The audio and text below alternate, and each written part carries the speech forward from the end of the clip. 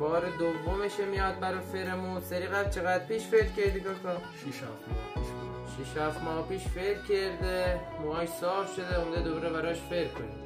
سری قبل کاکا راضی بودی؟ عالی بودم. ریزش داشتی؟ اصلا بریم یک کار خفنی براش. فرفری ریز برای آقا مهدی گل، یک کار شیک و بوم.